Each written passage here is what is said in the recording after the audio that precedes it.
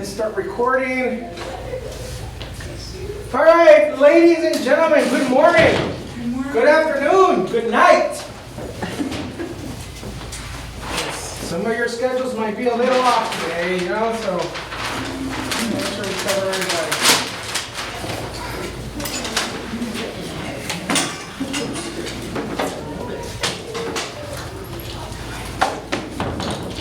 All right, so who was here last week for the class?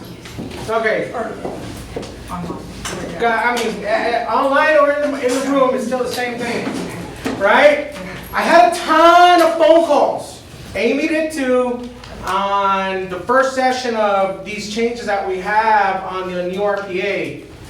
Anybody in here confused about it?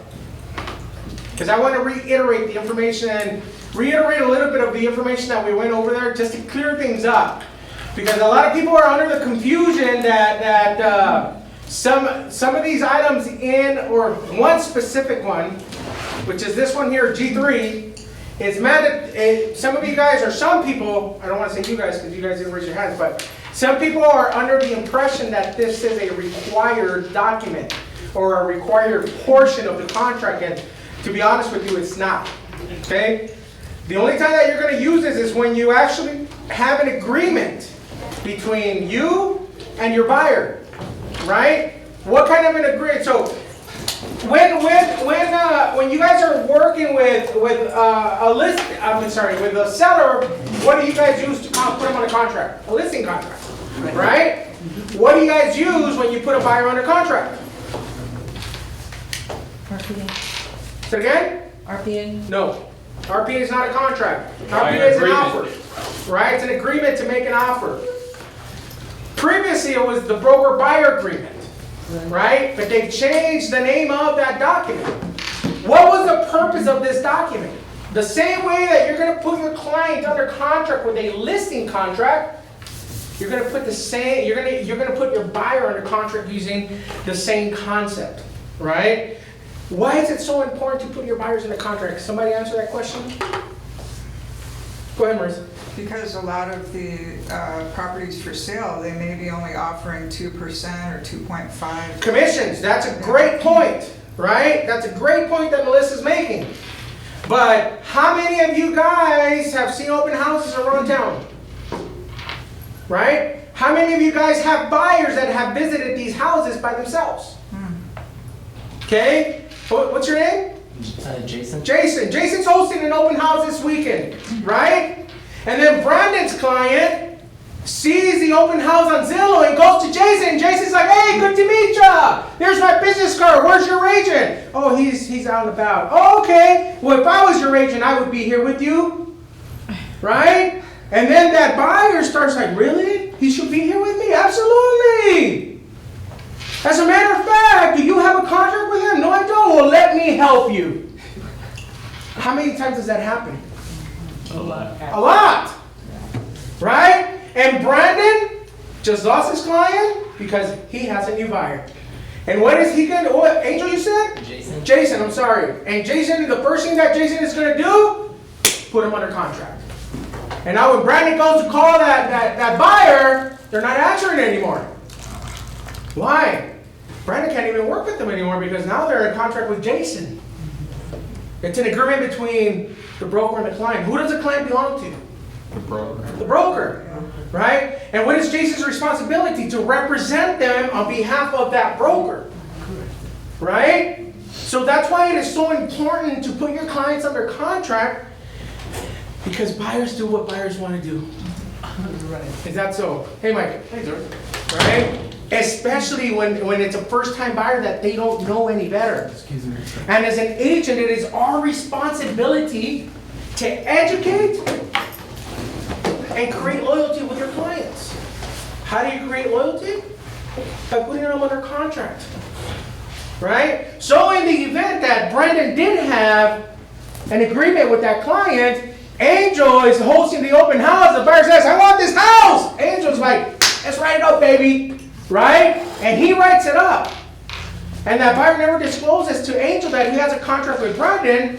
Well, guess what? He closes escrow, and now Brandon is entitled to a commission. right? 100%. That's why it's so important, right? I've had this question before where, as a matter of fact, Jose, can you hear me, Jose? Flores.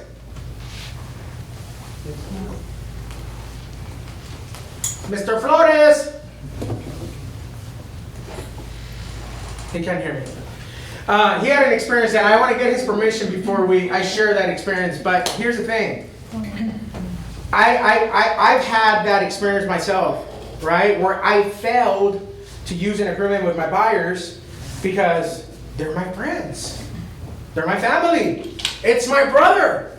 Oh, it's my dad. Right? But if you didn't do enough, if you didn't provide enough education to really educate the client that if they really want to make an offer on a house that they see on their own to contact you first, then whose fault is it? Yours. Yours. Absolutely. Absolutely. And the agreement between you and the buyer, first of all, it's going to be the motivating factor to get them into what? A buyer's consultation. Right? Get them into an appointment with you, because here's the thing, you want to get to know your client. You want to fill them out. You want to make sure that they're serious. Because how many calls or how many emails or how many messages do we get? Hey, I'm looking for a house, I have $1 million cash, blah, blah, blah, blah, blah, blah. And it turns out to be a bogus lead. Happens all the time. Right? So the buyer's consultation is going to allow you to ask the right questions and figure out what they're really looking for and determine what they need versus what they want. There's a difference, right? What they need is probably not going to be what they want, and vice versa, because I might want a pool, right? I want a pool, I want 5 bedrooms, I want a 4-car garage, and I want 3 acres worth of land. That's my perfect house. Right? But do I need all that? Because the more I have, the more expensive it gets. Not only in the purchase, but in maintenance, in taxes, right? Things that come with that property. Now, a buyer might not want to spend maintenance on a pool on a monthly basis, even though they're only going to use it 5 months out of the year out here in the Antelope Valley, right? Because the other 5 months it's too damn cold to go outside, let alone get in the pool, right? So that pool still has to be maintained, right? So it becomes a want versus a need, right? And as an agent is where you want to educate your clients. So the buyer-broker agreement is going to be key in getting your client to give you the loyalty that you want, because at the end of the day, if you're going to go to work for them, you want to make sure that they give you the opportunity to at least be their agent all the way through. Right? Would you guys agree? I agree. Right? Go ahead, Brandon. What's the suggestion on when you have your client sign? Like, when is a good time? Just Buyer's at the consultation. At the buyer consultation. Hey, Mr. Buyer, how's your schedule tomorrow? I got 6 open, or does 7 work better for you? Let's do 7. Okay, I'll see you at my office at 7 o'clock. And you sit down and you do your buyer's consultation, right? Brandon, would you agree that loyalty is a big thing in everyday life? Yes, sir. Right? And if I'm going to dedicate 100% of my effort into looking for the right house for you and your family, do you deserve that I at least deserve for you to be loyal to me the same way I'm going to be loyal to you? Yes, definitely. Absolutely. So how do we do that, Brandon? By signing an agreement. Now, in that agreement, it's going to create a relationship of loyalty on both behalves, which means that I'm going to go work for you, and I'm going to find the house that you really need. Is that okay with you? That sounds good. Great. Right? I just presented the buyer-broker agreement. In that buyer-broker agreement, there's an opportunity for you to set a commission. Okay? I don't know if you guys have ever seen this agreement, but whatever commission you're setting your mind to make, then that's it. Right? Melissa just signed one with her client, and what was it for, Melissa? 3%. So let's do some numbers, because this is gearing towards this part of the contract. Trust me, we're getting to the contract in a bit, right? So you have an agreement. Let me make sure that this is right here. An agreement that you as a buyer's agent are going to make 3% commission. Are we all on board so far? Yes. Okay? So what does this mean? This means that the buyer is responsible to pay you 30% at this point. Okay? You go to the MLS. Let's log into the MLS. It says 2.5. So you get 0.5 from 2. Right, yes. Yeah. That's the whole contract. You said something like that.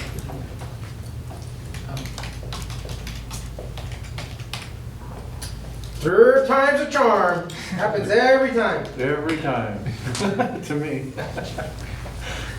Me too, Mike. You're not the only one. What faster? I know, right? So let's take this property. Okay, it's one of my listings. What is the commission on this? 2.5. 2.5%. Okay? So 2.5% is what I am offering to whoever brings me a buyer for this house. Okay? You have a 3% agreement with your buyer. They choose my listing, which pays 2.5%. Okay? What happens next? The 0.5 has to be paid by the buyer. Correct. Right? Angel, I know that we agreed on 3%, but here's the thing. Here's the positive thing. Whatever commission we're going to go, whatever property we're going to see, there's going to be a commission that's going to be paid. If the property pays 3%, you don't owe me anything. But if there's a difference in commission, let's say if the property's paying 2.5%, are you okay with paying the other 0.5%? Yes. Absolutely, great. Now we agreed, right? So now the buyer is responsible for 0.5% commission.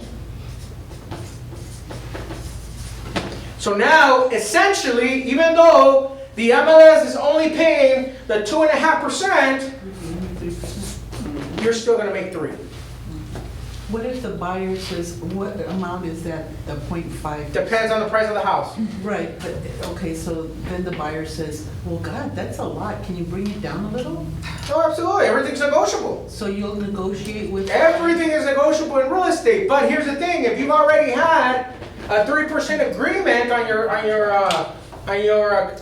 contract, So that's a on your binding agreement in that. Say that again, Mike? That's a binding agreement. in that Absolutely, represent- 100%. It's a contract, Right. But you Right? can still change the terms of the contract then. if Oh, you- absolutely. Anything can be amended, 100%. Okay. But if you're starting on that mindset, you're starting on the wrong one. But I think it's back to education in the 100%. beginning. I just explained to Angel right now what my loyalty and my value is going to be for him to have me as an agent. Am I worth the 0.5%, Angel? Yeah. If I look at you, what you want, Angel, for you and your family to have the house of your dreams, is that worth 0.5 point to you? It's Jason. Jason. It's because you look like an angel, bro. It's not what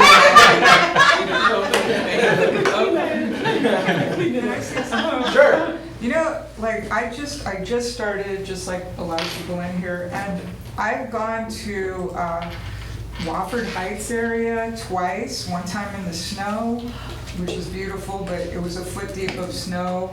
I've been out to North Edwards twice. I mean, and we're not finished yet. So you do a lot of work. 100%. You deserve that. Absolutely, I agree with her. Let me log into the CAR.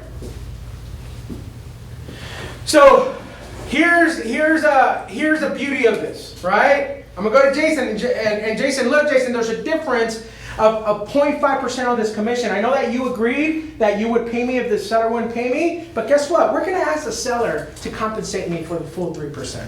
Okay? And let's see what he says, right? So now going back to the contract.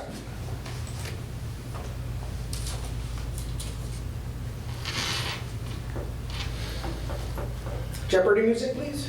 Da-na-na.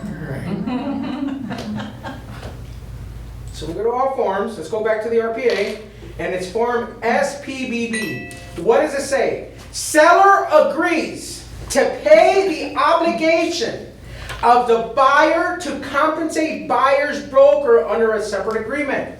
Right? So now we're saying that the seller is going to take responsibility to pay the buyer agreement. Whatever difference me and Jason have, because it's only 2.5% and I want 3, I'm asking the seller to kick it up a notch. Okay? That's where this gets checked. That's not too bad for the seller. Absolutely not. It's not. Right? So let's go to the SPBB. SPBB. Is that a new form? Yes, it is. Okay. There's a lot of forms. I hate that thing. Changes. Seller payment to buyer's broker. Who pays your commission as a buyer's agent? The broker. Your broker. Who do they collect the commission from? Seller. From who? The seller's broker. So is the broker. Escrow? From the listing broker.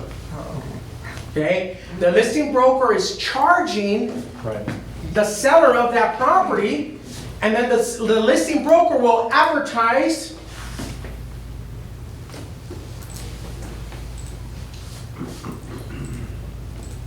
a commission on the MLS.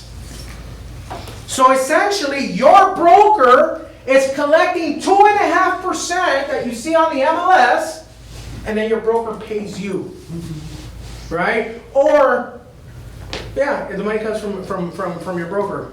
Even though in some cases you're going to provide a CDA that is generated by who? Your broker into escrow, letting escrow know, hey, this is my agent, this is how much money he needs to get paid. And then escrow will make you a check. Right? And they'll split, the CDA splits everything and then they send a check to the broker. But essentially, the commission is paid to your brokerage and then your brokerage pays you. After they take their cut. 100%. So the CDA makes it where escrow send you the check directly? Yes, because if they don't have a CDA, escrow is going to send the broker a bulk check and then your broker will cut you your cut. Got it. Any questions so far? No? Okay. Any questions online? I do, I have a question. Ashley, you have a question? Hold on, let me raise the volume. Oh, okay. Okay. So I haven't had a listing yet, but let's say you are an agent who charges 3% no matter what, whether you're representing the seller or the buyer. Sure. So when you present everything to the seller, do you then tell them that your fee is the 3% and then is it automatically like 5% that the listing agent and buyer's No. agent split? Or No, how does it- it's whatever, the commission that you're going to charge your seller is going to be whatever you guys agree to. There's not a set commission. I've charged 7%. Okay. Oh. I have. You just did. And paid out 2.5. Why? Because it required a lot more work from my end. Right? There was going to be more responsibility. The seller was telling me, I need you to do this, this, this. Okay, Mr. Seller, I said, let me ask you, do you think that time is valuable? Absolutely. Do you agree that people should be compensated for that time? Absolutely. So if you put in extra time at your job, you want to be compensated for it, right? Absolutely. Right. Well, you're asking me to put more time into this listing, so I feel like we should raise the commission to 7%. He's like, I can do that. Perfect. Right? Again, it's negotiable. Right? So there's not a set standard, Ashley, as to how much money you're going to be charging. But what's our common practice? 6%. Right? Can you give me a discount? Right? It's going to be up to you. It's going to be up to you. Who said George? Daniela. Hey, Daniela. I have a follow-up questions with Ashley's question. If you have a listing presentation and you say you go over the terms and everything, and then you say the commission that I usually charge is 5%, which is what I split with the buyers.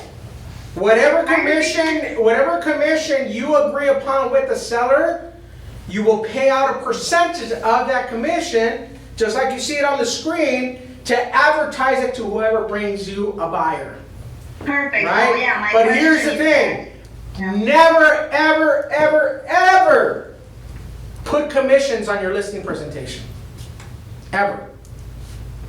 You discuss commissions once you show the buyer how much money they're gonna walk away with. I never discuss my commissions. I have a listing appointment, I get a seller's net sheet from escrow, and I go through the fees. The first thing that they see is gonna be the commissions, right? This is how much I charge, it's 6%, it's split between me and the seller's agent, and then I go to the next item. And I explain, but my main emphasis is, this is how much money you're gonna net after everything is said and done. Are you okay with this amount of money, Jason? Yes. Awesome! At no point did I discuss commissions. Why? Because I just made sure that Jason is okay with the money that he's walking away with. He doesn't care about the commissions. He just made $150,000. Because they could visually see what's 100%. going on, right? Right. Now, if Jason comes back to me and he asks me, hey, well, can we work on the commission? Absolutely, right? This is what I've done before. I take my listing presentation, I show him everything that I'm going to do. I said, absolutely, Jason. So let's do this. From my listing presentation, which part of my listing presentation or my system would you like me to eliminate? And then Jason's like, what do you mean? Well, here's the thing, Jason. Everything that I do here costs money. And this is money that's coming out of my pocket before I even close an escrow with you. Right? So if I'm going to give you a discount, I got to eliminate some of the fees that I have to pay. So which part would you like me to eliminate? None. Exactly. So I guess we got to keep it at 6%. Okay. Right? I just showed him the value. Right? I just told him, I am worth 6%, buddy. Does that make sense? Yes. How do you learn this stuff? Scripts, my friends. It's all scripts. It's years and years of practice. Right. Right? It's knowing yourself. It's knowing your self-value. You had a question, Carmen? Do you ask them what profit margin they're looking for? No. Or do you No. tell them No. what their profit margin is gonna be? Nope. I show them what they're gonna walk away with based on what the property. What I ask is, what do you think your house is worth? Okay, awesome. I want to see what their opinion is, Right. so that I can compare their opinion to mine. Right? Because here's the thing. A seller's opinion might be completely different from yours because they have what? Prejudice. No, they have a personal relationship with that property.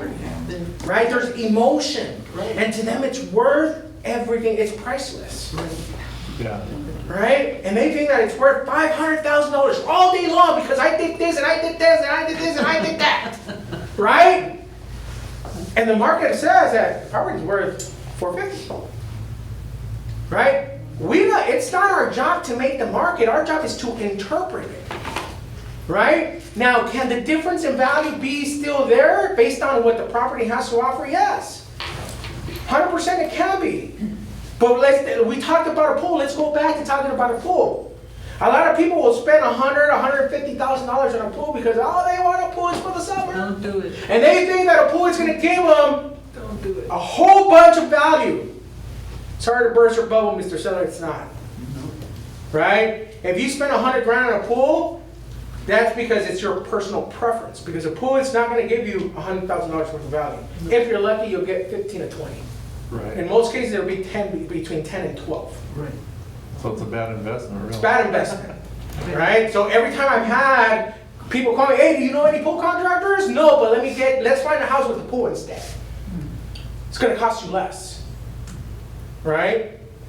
So it's again finding the needs and the wants with the You're client. pretty smart. Let's find you a house instead of a pool. Yeah, No, because that's now you have a good thing. listing and you have a buyer. Right. Right? It's all scripts, guys. So going back to this, okay? Let me go back to the screen online. Let me go back to the forms. Buyer has entered into. Who said something? Misty. I don't know who is it. Oh, Misty. Go ahead. Go ahead, Misty. So my question, with your example that with that listing, you were only offering 2.5%. So is that realistic if you have a buyer come and their agreement with their agent is that they're going to pay the other half and they're asking for, for your seller to compensate that difference? Is that realistic? Do they do that? Are they open to that? Yes, absolutely. Melissa just did it. Yeah. 100%. Okay. I always remember, what is a contract? Because this is a contract. What is a contract? It's an agreement between two parties to do or not to do something. In this case, we're agreeing to raise the commission. Right? So, let's go back to this. Seller payment to buyer's broker. The seller's paying the broker, right? The following terms and conditions are be incorporated in and made part of the purchase agreement, or if you check that box, what other document you're going to attach this to or incorporate it, right? Dated, whatever the date is of that RPA, the property address of client and seller. Notice the amount or rate of real estate commissions is not fixed by law, and it's not, right? They are set by each broker individually and may be negotiable between seller and broker. Real estate commissions include all compensation and fees to the broker, right? Number one, buyer has entered into a written agreement to compensate buyer's broker 3%. Because we have an agreement that says we're going to make 3%.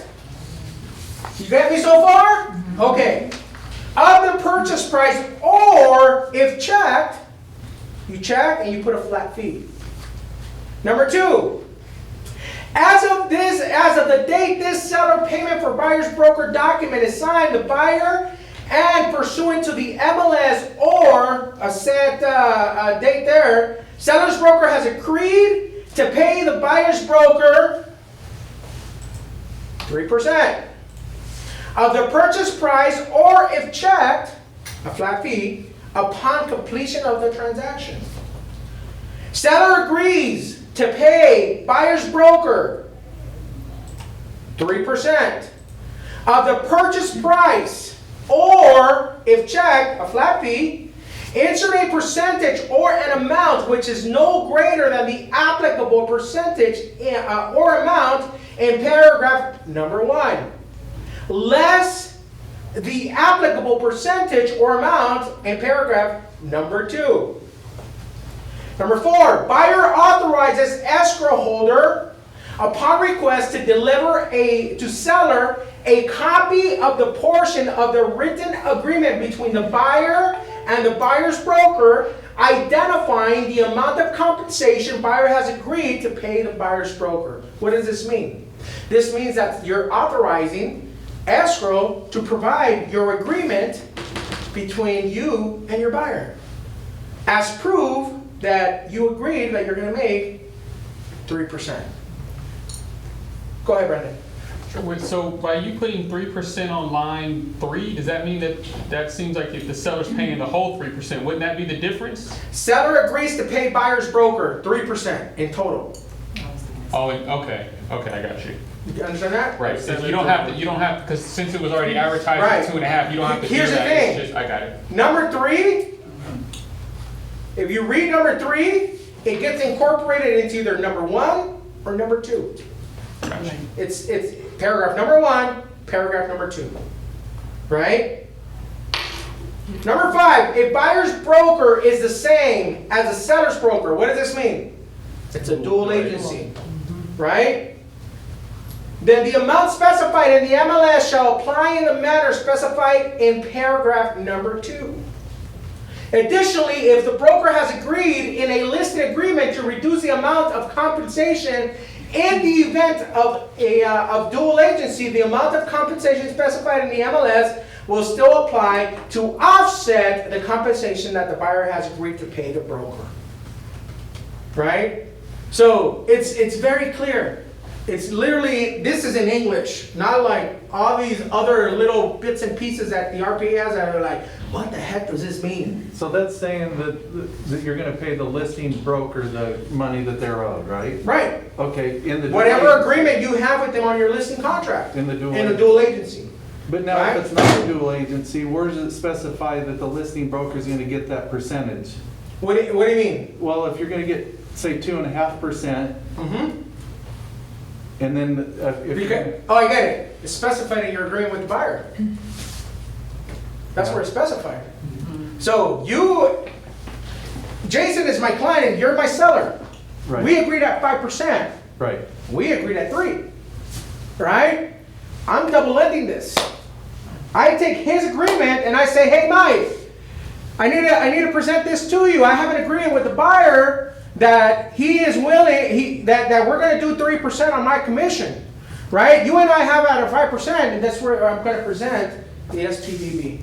So I'm asking you, Mike, to increase your commission to 3% for the buyer side. okay, Right? yeah.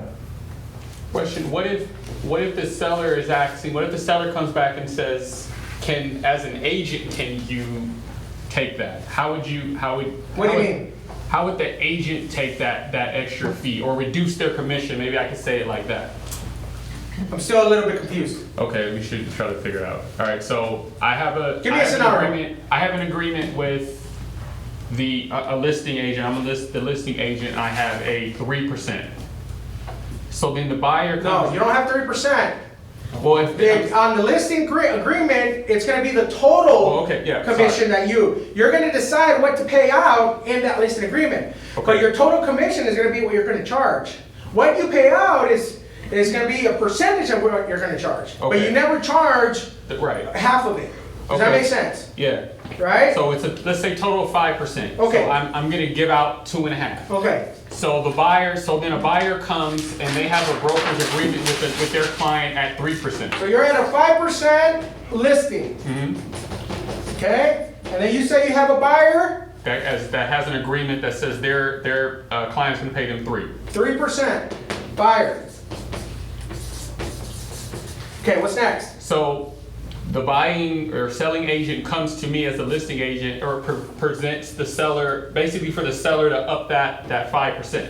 Up the 2.5 that I'm offering to the 3 to cover. Right. Right. That's exactly what's on the Right. other sheet. So, but what if the seller then says, I don't want to pay that, I don't want to come out that additional percentage. Can you, as the listing agent, can you cover that? Oh, I get it. Can Yeah, he can- contribute from his commission? Right, or in that sense, can So you here's drop the it down thing. to 2%? Yes, you can. Right. Absolutely. How does? Yes, you can. 100%. But you've already taken a discount. Well, right. I was just, I wouldn't do it. I'm just saying, if that would be the case, if I'm going to say, all right, so I'll take the extra 5% instead and make just 2% instead of the 2.5. Right. How would I do it? Paperwork. What do I do? You would, Amend the you listing would write up a modification of terms to the listing. to the listing, or you would write up an addendum. Okay. Saying that you're going to contribute 0.5% to the buyer's agent. Agent at closing that just Correct. goes to escrow. Right. Got it. So if you do a modification of the listing, then it's just you and the seller have to agree upon it. And you only need signatures from you and the seller. If you do an addendum, then you need signatures from the buyer and the seller, not the agents. Got it. Okay. Okay? Gotcha. So there's a difference. Got it. And now, regardless of which one you do, you still have to present it to escrow. Right. So Okay? then Escrow now- needs a copy of it because now the original contract has been modified. Either way, if it's an addendum or if it's a modification of terms, it's still a modification because you're changing the terms of it. Gotcha. Does that make sense? Right? So go ahead. What if the seller's agent doesn't sign the form, doesn't want to pay the half? Then obviously you're not even going to have a form if you guys don't come to an agreement. Right? So before you even type up a form, there has to be an agreement between the agent, the listing agent, and the seller. Right? Now let's say that the seller says, no, I don't want to pay the buyer's commission. Right? I don't want to pay that difference. I'm only paying 2.5%. Mr. Buyer's agent, that's between you and your buyer. Right? So because we have this agreement, Jason is going to pay me this, and it's going to become part of his closing fees. Does that make sense? Right? So there's a way also to ask. I'm not going to get into that because it's a little bit advanced. right? I'm gonna confuse all of you guys if I do this, but I've negotiated extra commissions. I've done this before. I've negotiated for the commissions to come from the closing costs that I negotiated from the seller. Right, right. You get the seller to cover the. It's still coming from the seller. Right. So if the buyer needs 10 grand and he's gonna owe me 25, we're gonna ask for 12,500. Because at the end of the day, the commission is still gonna be part of his closing fees. Part of the money that he needs to bring into escrow to close, my commission. So if I could ask the seller to give me enough money to cover that fee, including my commission, we're good. Right. We're good. Right? This is just putting it in writing. Right? So a lot of people were confused last week over this section. Is it required? No, it's not. If you don't have a buyer-broker agreement, you don't need to submit anything. If you do have a buyer-broker agreement and it's at 2.5% and the listing is paying 2.5%, you're good. You don't have to worry about anything. But if there's a difference, if there's a gap, then what is your job with your buyer? To represent them to your highest ability, right? You have a fiduciary duty to represent them to your highest level. So what are you going to do? You're going to try and negotiate the best deal possible so that they can come the least amount of money out of pocket. That includes your commission. Any questions on this part? Any type of question? There's no dumb questions right now. Real quick. Do this. Whenever you have an agreement. Okay. Whenever you have an agreement between you and the buyer. Let's look at the. So you take the agreement and you take this? Yep.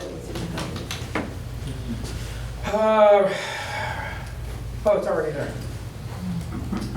George, if you sign that form and said that you're making 2.5% and you get a listing at 3, do you only make 2.5% because it's in contract at 2.5? No, because this is a buyer. This is a buyer document.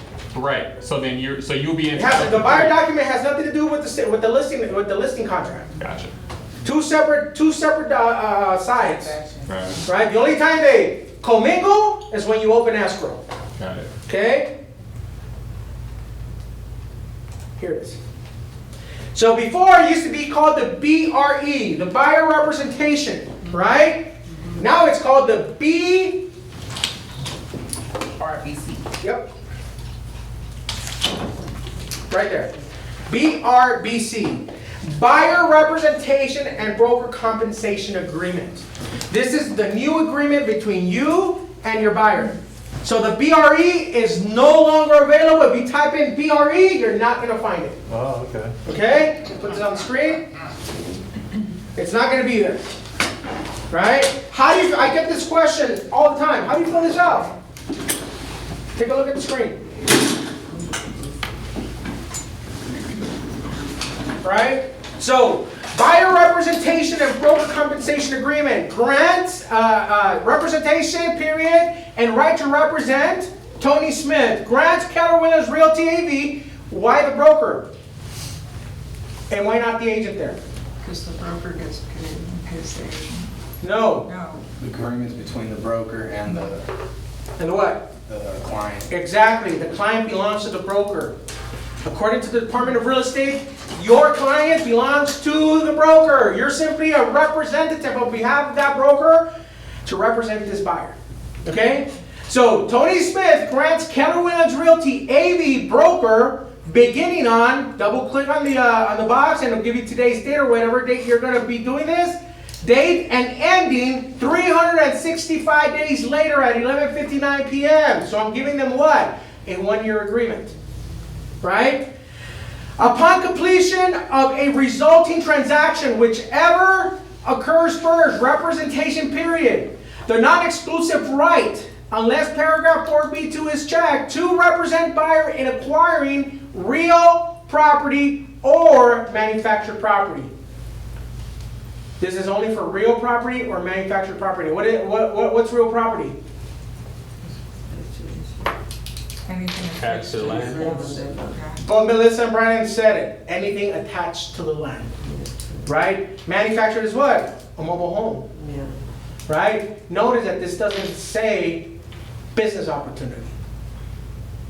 Right? Because it doesn't apply. What is a business opportunity? Commercial. Well, yeah, it could be commercial, but what kind of opportunity is it? What kind of transaction? More than 40. Personal. It's personal, right? Because in a business opportunity, more than likely, they're not selling the land or the building. It's the business that's there, right? So if I want to buy a 123 liquor store on Palmdale Boulevard, right? What am I buying? I'm buying the business, the entity, not the building. I'm buying the inventory, I'm buying his connections with his vendors, I'm buying his contracts, I'm buying his lease, I'm buying whatever the business offers. Right? That is a business opportunity. Go ahead. So I'm trying to follow along, but when I put BRBC in, it comes up something totally different. You know, I'm getting the same. Let me see. It's a couple pages down. That's your AD. That's your agency. Scroll down. Like number 7. It's attached to it. Yeah. Why is the agency attached to this document? It's an agreement. It's an agreement. Love it. 5 stars on your forehead, Brandon. It's an agreement. Anytime you see the agency as the first document in any packet, it becomes an agreement. Let's go back up. Thank you for bringing that up. So before I can get you to sign an agreement with me, meaning a contract, we have to do what? Establish a working relationship. Right? This is where your disclosure regarding real estate agency relationship falls into place. If you notice, it's going to be the first document in this one. It's going to be the first document in your listing packet. It's going to be the first document in your purchase packet as well. Because you have to create the agency relationship first. What is the agency relationship? If we scroll down, Tony Smith is being represented by Keller Williams, and Mike Jackson is going to be the agent working with this client on behalf of who? AW. We establish a working relationship, right? And because this is an agreement, we have to disclose information like any other packet as well. So what is going to be your next one? Your fair housing and discrimination advisory. On every agreement packet, you're going to see this. Your next one's going to be your PRBS or your WFA. There it is. Right? Your possible representation that more than one buyer or seller. This is a disclosure and a consent. What does consent mean? They're granting you permission. Automatically from the get-go. Right? Then your WFA falls into play. Your wire and electronic funds transfer advisory. Letting you know that what? Wire fraud is real, my friend. Right? And then you get into the agreement. So this would be the whole contract that you take the first time you go? 100%. Okay. Not that you go when you meet with your buyer. Yeah. Go ahead, Victor. So, if, George, let's say you have a buyer consultation with a potential client, Sure. right? And you haven't signed all these documents, the agency disclosure, and then you find a house, you put an offer on the house. You don't necessarily have to have the buyer sign all these forms again. No. They've already been signed. It's already binding. Yeah, 100%. So why is this the contract and not the RPA? Initially with your buyer. Agency relationship? No, this is a contract between you and the client, Right. not between Because the buyer and seller. she had a question earlier. Well, you're going to sign the RPA, right? The RPA has the agency. But why is the RPA not a contract? It's It's an offer. It's an offer. How does it become a contract? it's signed. It's signed by who? It becomes a contract upon the signature of who? The seller. The seller. At the moment that you submit, it's just an offer. Just like she said. Right? Mr. Seller, this is my terms. This is what I can do. Would you accept? This is just an offer at this point. It means nothing. But the moment the seller initials and signs that whole packet, we have now what? Executed the contract. Now it is a contract. Because now it's an agreement based on the terms that are described in that document. Right? What other terms? Your contingency period, your investigations, everything that's going to be involved. Now it is a contract. Right? Before that, it's not, it's just an offer. That's why you need to have a buyer representation and broker agreement signed, because now you have them under contract, right? And it's very important that you guys do this. If you guys are not, even the seasoned agents, if you guys are not writing up buyer broker agreements, you should definitely start doing it. Right? What are you running? You're running a business.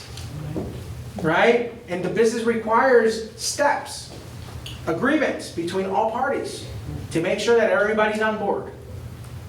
Right? Jose, can you hear me? Yes, sir, I am here. You have my permission. Would you mind explaining what happened with your aunt? Sure. So, I mean, it's kind of like what you share already with the class. Obviously, you know, we have a relationship, right? You know, we're family, we're blood, and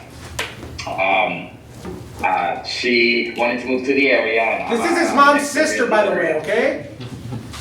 Yes, she's my auntie. You know, I grew up, you know, around her, right? So obviously, you know, there's all the trust in the world, and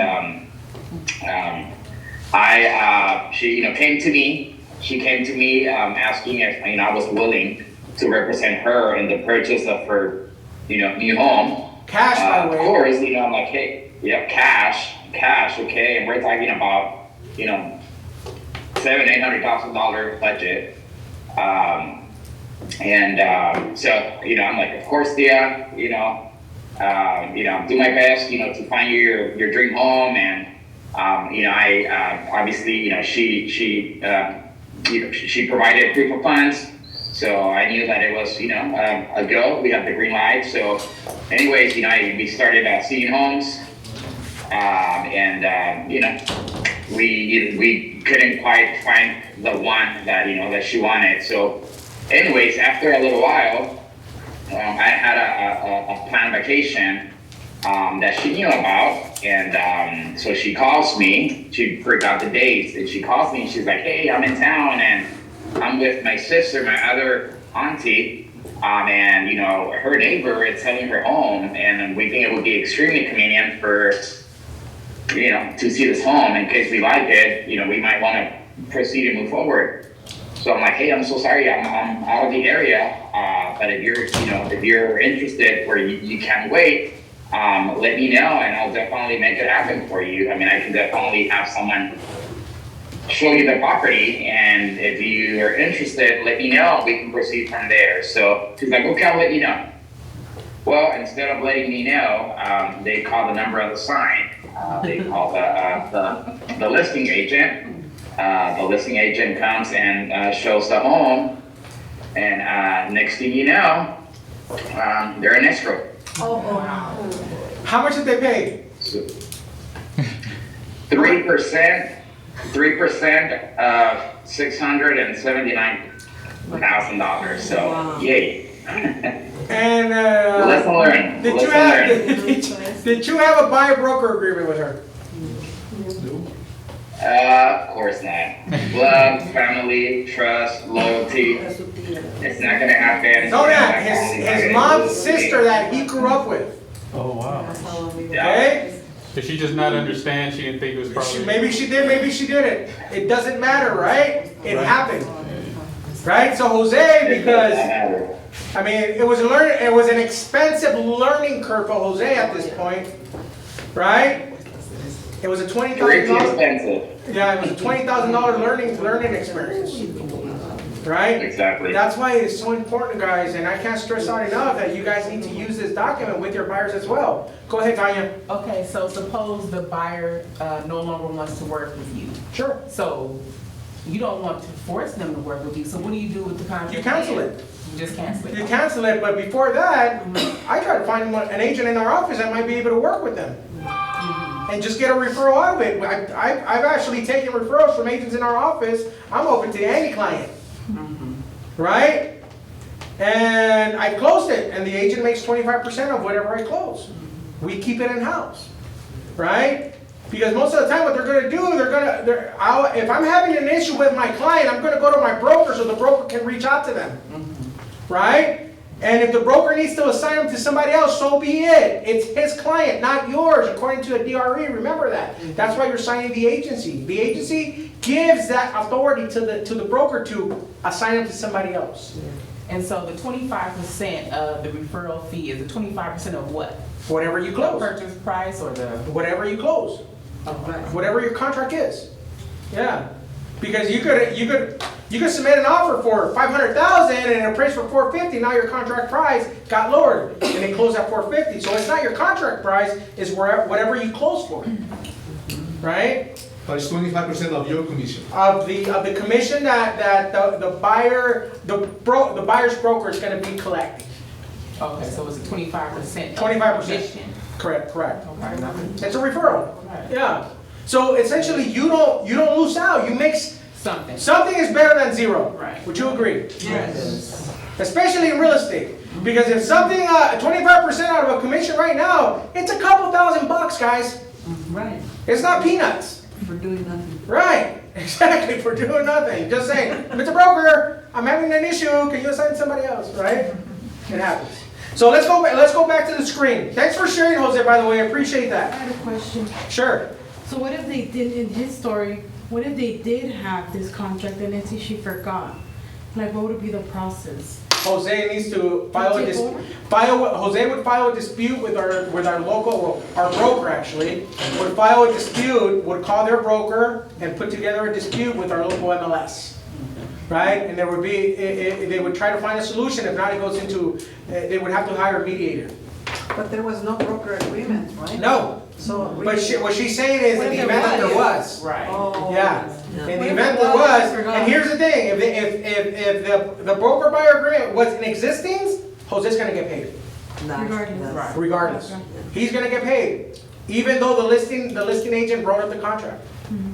Right? That's why it's so important to ask, when you get calls, hey, I saw your listing, awesome, can I see it? Absolutely, but let me ask you, are you working with an agent?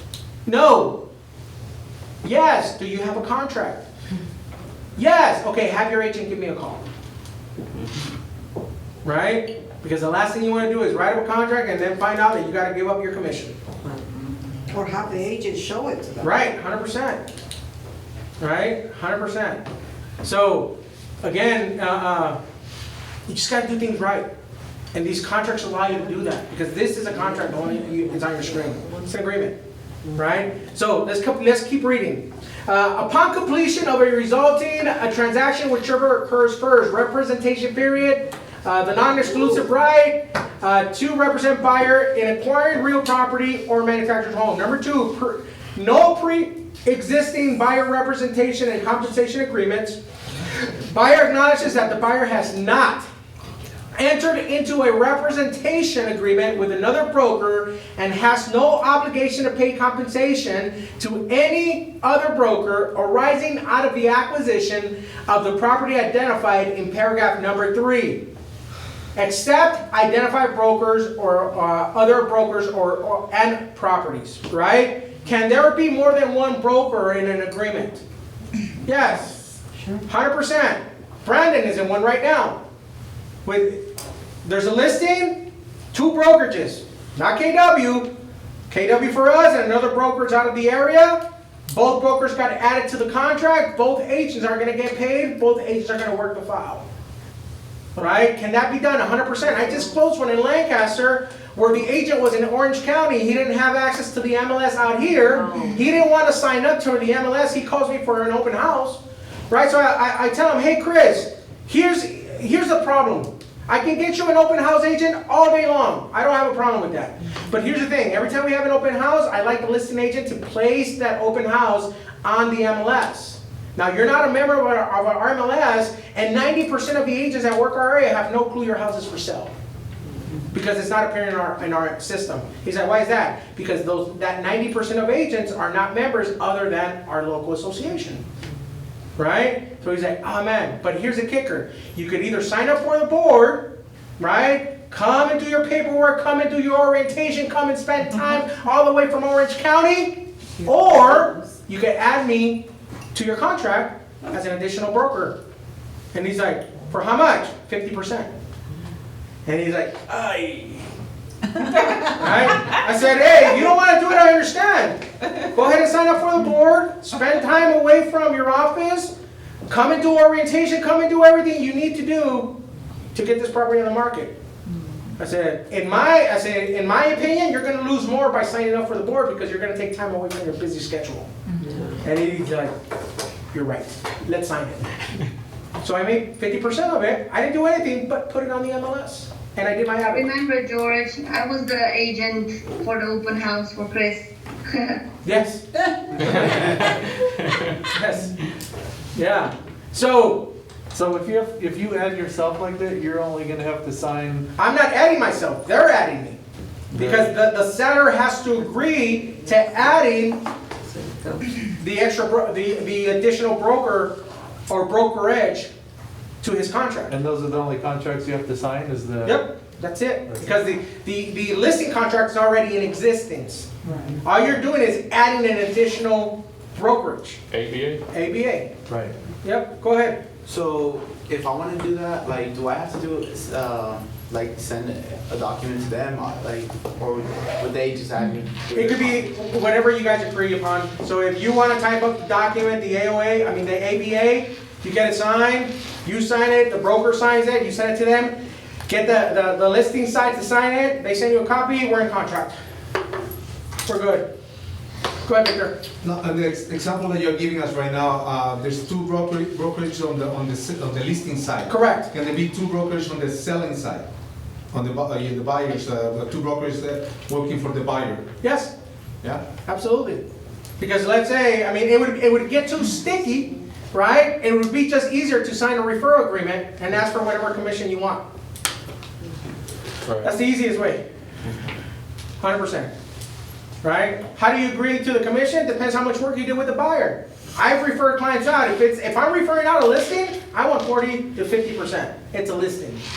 If I'm referring a buyer and they haven't been pre-qualified, I'm good with 25%. If I already taken the time to pre-qualify them and all I got to do is put them in escrow, I want 35 to 40. Right? You set your standards. What's your value? You can always have 50% or even more. It just depends what you agree with the other side. Right? Anything is possible as long as all parties agree. Okay? So let's go back to the screen. Okay, so number 3, property acquired, location. What did I put? Los Angeles. Los Angeles and Kern County.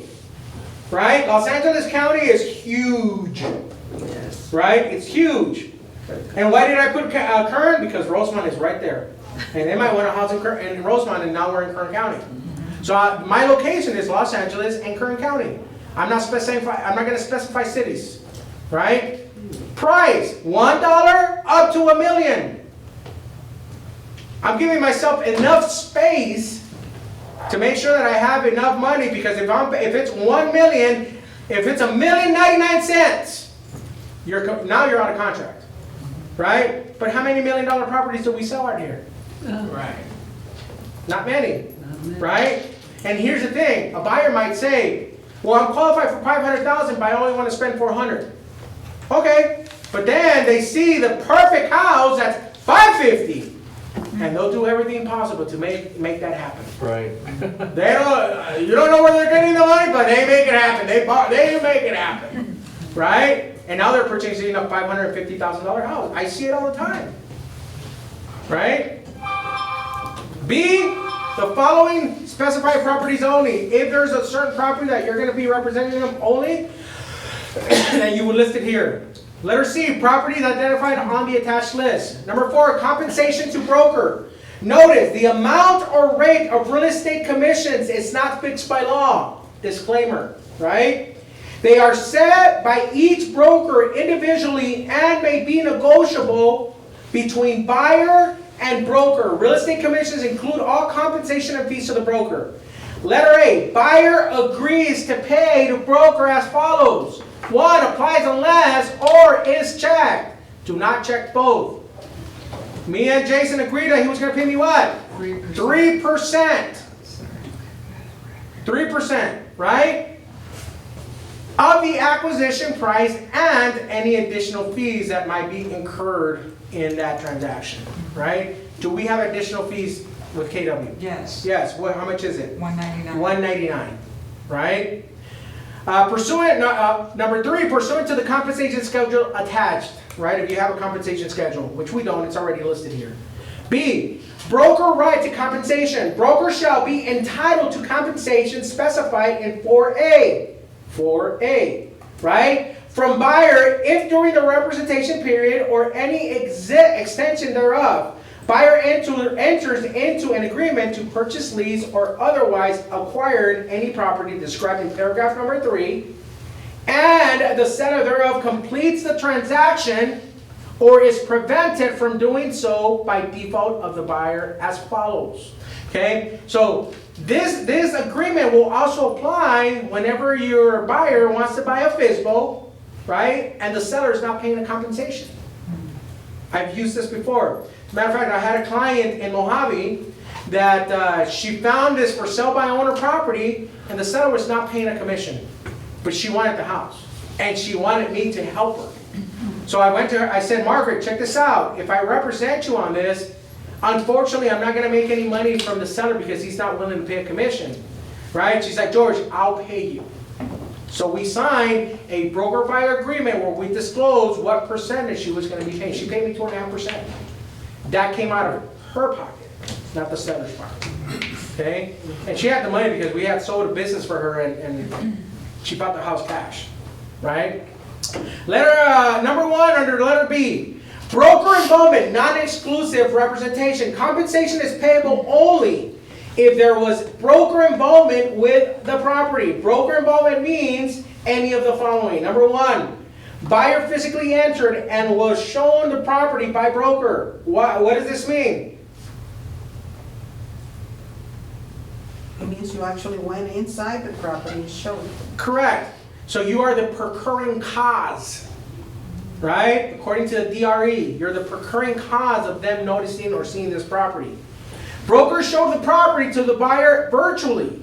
Buyer submitted to seller a signed written offer from the buyer to acquire, lease, exchange, or obtain an option on the property, or the property was introduced to buyer by broker, or one for which broker acted on buyer's behalf. However, merely sending a buyer a list of properties shall not be deemed broker involvement without documented action on the part of the broker analyzing the property for the buyer. So if Melissa's my client and I have her on a drip on my MLS, I created a profile for Melissa, I set the search parameters, Melissa gets listings from the MLS automatically because I set those parameters. Melissa finds the house, she actually takes a drive, she calls the sign, and she closes escrow. Am I entitled to a commission? Absolutely not. I wasn't the procuring cause, it was the MLS. Does that make sense? Yeah. Right? No, can you say that again, George? If I put a client on a drip, or if I email clients properties, and I'm letting the MLS do that, I'm not the procuring cause of that person receiving it.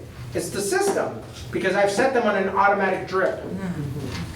Does that make sense? Should we do that? 100%. Okay, but You should do that. how do we learn how to set a profile in the MLS? So if you go and log in to Flex, click on help, there's a whole bunch of video tutorials that will allow you to know how to work the MLS. But when you signed up with the MLS, you should have done orientation with Gavar. Yeah, I'm on the process of doing that. Okay, Just so wanted to in make the sure orientation, you're going to learn how to do that. Got it? Okay, and I have another question because we were talking about the 199. One more, you're out of questions. Oh, no, I have 2 more. You've used them all up for today, Daniela. But like the 199 fee, okay, so you know my story. Everything moved so fast, I wasn't able to make this buyer agreement. So I mentioned to the buyers because they were asking me what do we need to pay, and I said, well, for me, the fee that you need to pay is the 199 fee. So we don't have any written agreement on this, so when it comes to pay this fee. You have to have an agreement. You gotta make it part of your disclosure package when you do your disclosures. I'll show you how to do that when the time comes, and I'll bring up that document in a minute after we're done with this. Okay, perfect, okay. All right, so, where we at? Property for buyer specifically or assisting buyer in a potential acquisition of the property or communicating with the seller or seller's agent regarding buyer's potential acquisition of the property. Are we all on the same page so far? Yeah. Okay, this is clear, it's clear as day and night, right? There's no confusion on this thing. Number two, or is there? Anybody confused on this? Okay. Number two, buyer acquisition, exclusive representation. This agreement shall be exclusive and irrevocable. What does irrevocable mean? It could be broken. It could be canceled. Broker will devote time and resources to assist buyer in finding and acquiring the property in the expectation of being paid for broker services. Broker is entitled to compensation if buyer acquires property during the representation period with or without broker involvement, even if another broker is entitled to be paid for representing the buyer. This is the box that you guys are going to check. We gotta check that. Check that box. Because now you're creating the same way that you create an exclusive right to sell with your listing, you want to create an exclusive right to represent your buyer. Right? So with this one checked, if Melissa goes on a little viewing journey, right, because she received properties from the MLS, I'll get paid now. Right? Because even though I wasn't the current cause of her receiving that, the MLS did, we have an exclusive right of representation.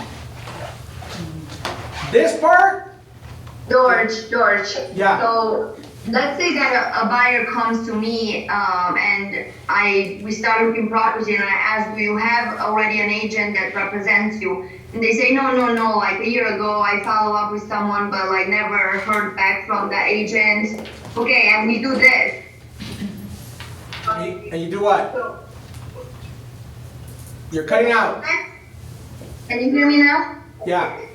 So let's say that now I signed this, but they don't remember that was a 360 day, and they don't remember that it's still in place with the agent. Now, when escrow happens, there's 2 contracts. What happens? Like, am I entitled to that? Because no. You signed first. So how do we know? How do we find out that? Because they you gotta can find. That's gonna be between you and the buyer. You gotta find out if they ever signed a document. I mean, if they never signed a document with an agent, that means they didn't.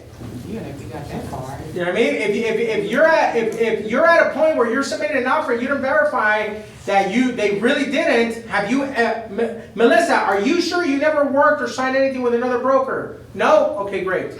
Right? They're gonna remember if they sign anything. You know how sometimes people lie. Of course, they Yeah, don't why lie. did they lie? You find yourself with this buyer that signed 2 contracts. What can happen in that event? If there is 2, same situation. If there is 2 agreements, if they have a previous agreement, yours is not valid. Right. It's that simple. Oh, wow. But he signed it though. Doesn't matter. Both are. It doesn't matter. They have a signed contract. It's like you having 2 marriages. If you get married, if you're already married and you go marry somebody else, is that marriage valid? Absolutely not. So basically, like, it has to be we gotta trust these people, like. Right. And if you're working with a first-time buyer, you know for a fact that they don't have any clue because they've never talked to anybody. Right? So here's the thing, guys. As humans, what are we so good at? Making mistakes. Complicating things. That's just our human nature. I'm the same way. I'm guilty. Right? Go ahead. So say somebody signed a contract with somebody and that person goes and looks at an open house. Sure. You asked, did you sign something? Yes, I did, but they didn't want to come with me. They don't want to, they're not doing anything. Can they cancel?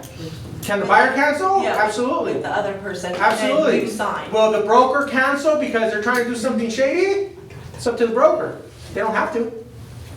So George, is there in the contract a thing that says that if the agent doesn't do their job, they have the right to like release them from the contract? Absolutely, as long as both parties agree. Because the broker could say, you know what? I understand that my agent didn't do a good job of representing you, but let me get Brandon for you.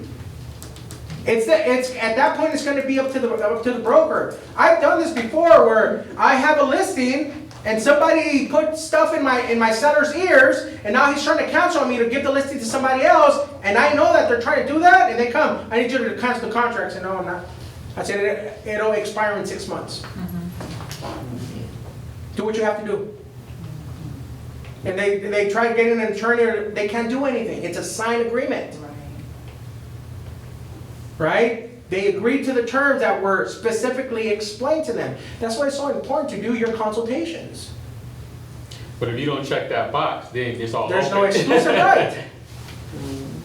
That's why it's so important to read these documents. That's why I stress this out. You want to learn contracts? Read them. You have to read them.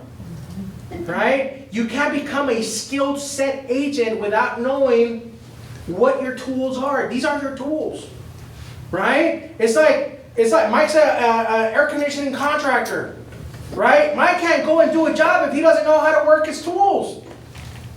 Right? What's he gonna be there trying to figure it out while he's on the job? Oh my God! I hope I can do this. Yeah, exactly. yeah. Mike's on the roof with his phone right there, YouTube, and figuring out how to do this, right? No, guys. George? Yes. How did that situation play out with you and your client who wanted to cancel the contract? We ended up canceling with the stipulation that she cannot list for 6 months. That's what the stipulation did. That's what the brokers put in the cancellation. If she was to list within 6 months with somebody else, we would get paid. Yeah. Oh, okay. Yep. There's sellers and buyers have a mind of their own, right? But as an agent, it is our job to do what? To educate them. We have to bring education because it's not our job to convince, it's not our job to make decisions, it's not our job to do none of that.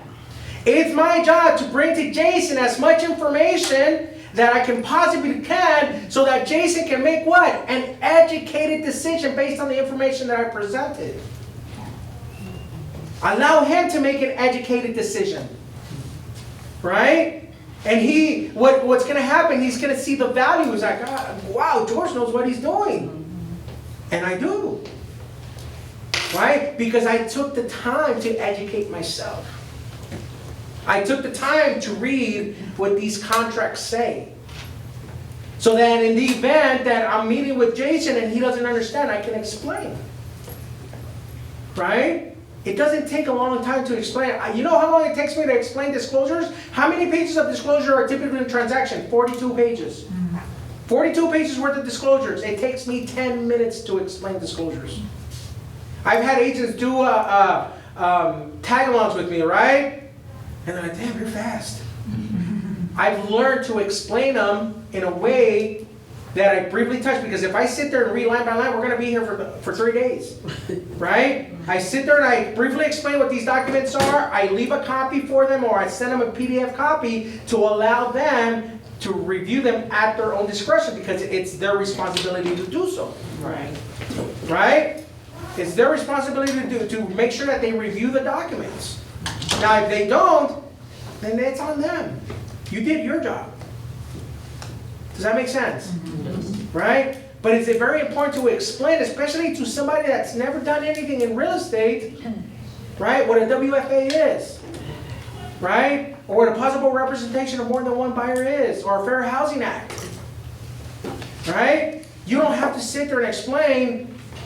If I go and I'm sitting with Mike, right, and I say, and I have the, oops, okay, I went past it. I have the Fair Housing and Discrimination Advisory, Mike, This document actually, what this document is for is simply to agree upon this transaction that we're not gonna discriminate against anybody for any reason. Right? Right. I just literally explained the whole document to him in that statement. Right? And then he's gonna take the time to read it. And I know, because Mike is a high C, I know Mike is I'm gonna gonna read read it all. Yep. Absolutely. Remember we're talking about the disc yesterday? Mike's a high C all day long. I know that. Mike loves data. I've seen that in him. That automatically tells me what his personality type is. Right? Brandon, whole different story. Right? Brandon's a high I all day long. And he has a high D. You know how I know? Because Brandon is always smiling, he's always talking, but he always is dressed sharp as a whistle. Thank you, George. That's his personality trait. He's a high I and a high D. Right? High Ds always like to look sharp.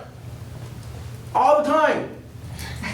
Even if they go to the liquor store. I gotta put some Where you going, babe? Just around the corner, get some gum. You know, they gotta smell good too. You know?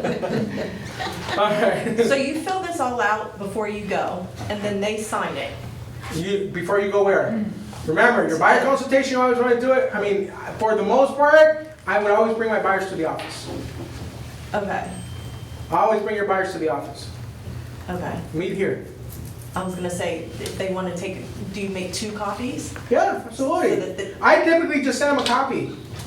I send them a copy through email because why? You want to have a paper trail. With their signature or without? With the signatures. Yes. Can we do like a role playing with this? Would you do that at track or something? Yeah, we can do it next week, absolutely. You guys have to be here though. Right? Because when I come to track, only half of you show up. Okay, I'll be the buyer, okay? All right. No, actually, I'll be the buyer. Role playing, you get to practice. And then I'll correct you. Okay, deal. All right. All right, number 3. Buyer includes any person or entity other than broker related to buyer or who in any manner acts on a buyer's behalf to acquire property described in paragraph number 3. Letter C, cancellation of buyer representation agreement. Either buyer or broker may cancel this agreement upon agreement, right? By giving written notice to the other. This agreement shall be terminated upon that, obviously in paragraph 4B, applies upon receipt of the notice or within blank days of receipt. In paragraph 4B2, which is the exclusive, applies 30 days after receipt of the notice. Broker shall nonetheless be entitled to compensation. It's an exclusive right, right? Where am I? If during the representation period or any time specified in 4E, buyer acquires property for which there was broker involvement, provided broker delivers to buyer a written list of those properties for which there was broker involvement. Why do you think it is so important when you guys do open houses for your people to sign in? Documentation. Documentation, baby! Because what if that buyer goes and knocks on that door of that seller, and if it's a FISBO, it's like, I'll buy it. And you were the procuring cause of that house. Well, guess what? Sorry, man. He signed in. Here's my list. You have evidence. That's true. Right? It covers a lot of bases. That's why it's so important. And here's the thing. Agents get scared of asking people to sign in. Right? I don't know why. It's part of your job. Right? Hi, Melissa. My name is George. Thanks for being here. The seller has actually asked that everybody that visited the property sign into our list. So can you do me a favor and put your information down on the signing list? Thanks. And most everybody does. Okay, George, so the procuring cause is when there is no an agreement. Correct. So basically, they have an agent, they see the home, they sign in, they buy the home, but the offer is written by the other agent without an agreement. How do you know there's not an agreement? You're not going to know if there's an agreement. Well, if they tell you that they have an agent and they tell you that they've never signed anything, then yes, right? But I would still definitely double check. right? And this is when you write the agreement, not Correct. the other agent. Correct. The contract, the offer, whatever. No, not the contract, the offer. The offer. The offer, remember, an offer is not a contract until what? It's executed. Okay? I know it's kind of confusing sometimes. One of the things that I dislike, I was gonna say hate, but hate's a big word, right? I dislike in contracts is when they say the selling agent. And people, when they hear the selling agent, they automatically relate it to who? The seller. And the selling agent represents who? The buyer. Right? Because essentially, if I'm the seller, Melissa's my agent, right? She's my listing agent. Because she listed it for sale on our local association or MLS. Right? Brandon represents the buyer. He's going to sell it to his buyer. Which creates what? The selling agent role. Make sense? Yes. Okay. All right, so let's move on. Letter D.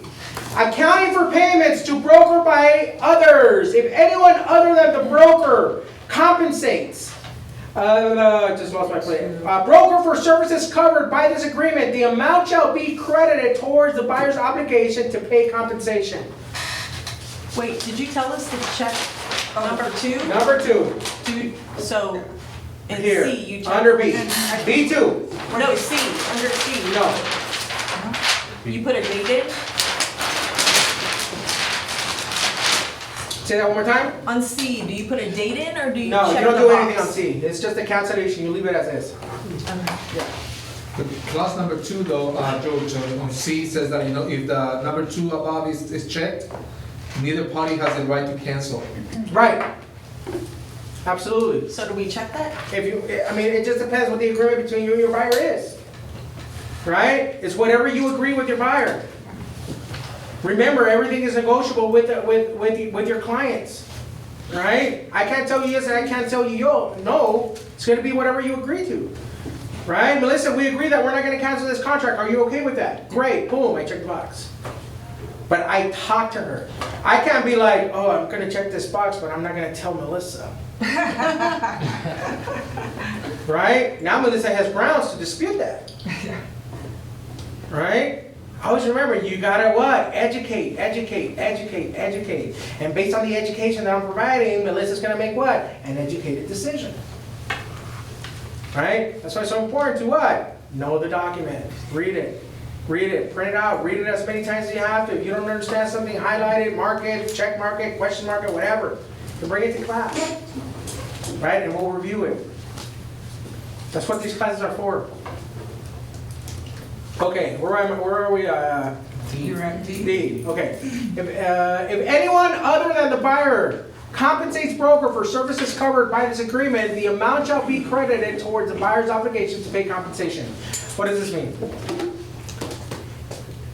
When a buyer doesn't have money, what do they get? Hello?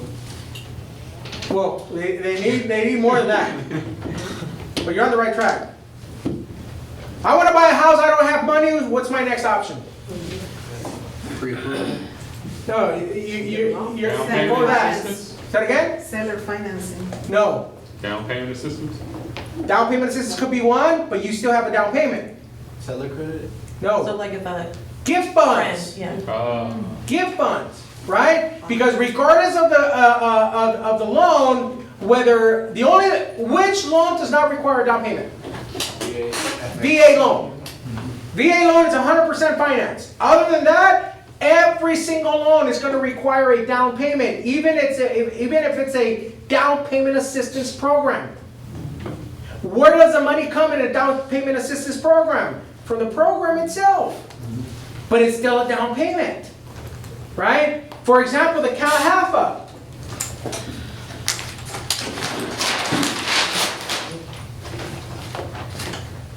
A CalHFA is still considered an FHA loan. What is the down payment on an FHA? 3.5. 3.5%.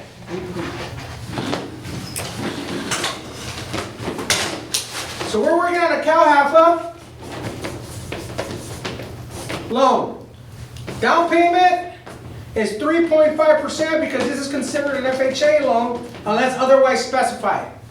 right? There's also conventional down payment assistance programs as well, right? But for the most part, it's gonna be CalHFA FHA.